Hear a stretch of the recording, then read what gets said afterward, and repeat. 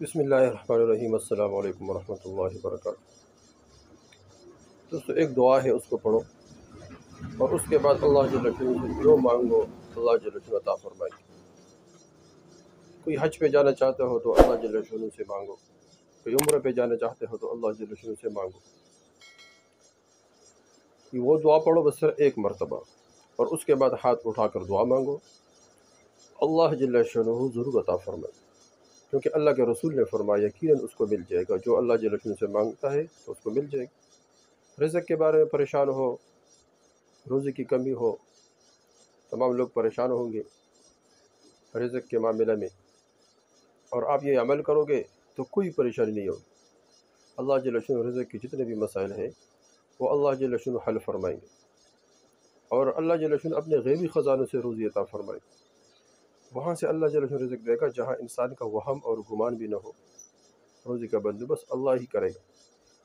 اور اسی طرح کوئی تجارت میں پنسا ہوا ہو، اس کے بارے میں پریشان ہو، تجارتی معاملات میں پریشان ہو، مال کے بارے میں پریشان ہو، مال نہ ہو، دولت نہ ہو، کسی بھی پریشانی میں مبتلا ہو، کسی بھی معاملے میں پھنسا ہوا ہو، اور کوئی بھی پریشانی انسان کو لاحق ہو، وہ مالی اعتبار سے ہو، وہ جائیداد کے اعتبار سے ہو، بیوی بچوں کے اعتبار سے ہو، اور وہ کسی بھی ایسا معاملہ ہو کہ اس کا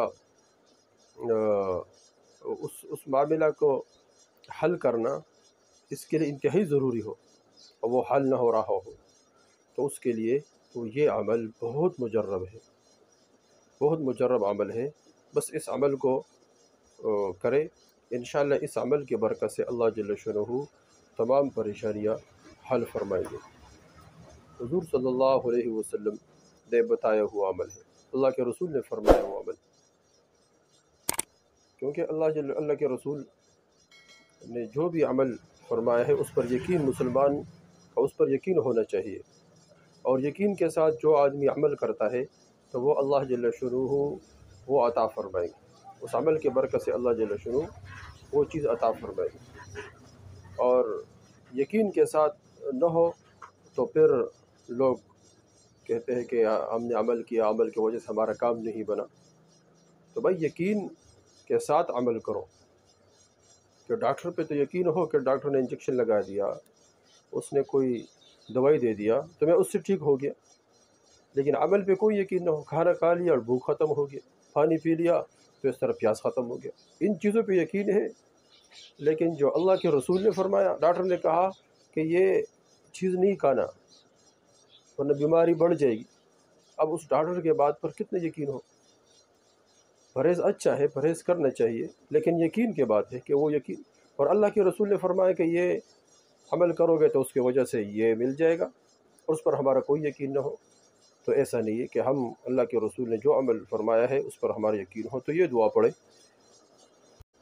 حضور صلی اللہ علیہ وسلم نے ایک شخص کو یہ دعا مانگتے ہوئے سنا، یہ سنا کہ اللہم انی اسألک بأن اشہد انک انت اللہ الذی لا الہ الا انت انت الاحد الصمد الذی لم یلد ولم یولد ولم یکن لہ کفوا احد۔ یہ دعا ایک شخص نے، ایک صحابی نے حضور صلی اللہ علیہ وسلم کے سامنے مانگا، اللہ کے رسول نے سن لیا، تو حضور صلی اللہ علیہ وسلم نے ارشاد فرمایا، اس شخص نے اللہ جل شانہ سے اس اسم اعظم کے ذریعے دعا کی ہے، جس کے ذریعے سے جب بھی مانگا جاتا ہے تو اللہ جل شانہ عطا فرماتے ہیں۔ رواہ ابو داؤد والترمذی۔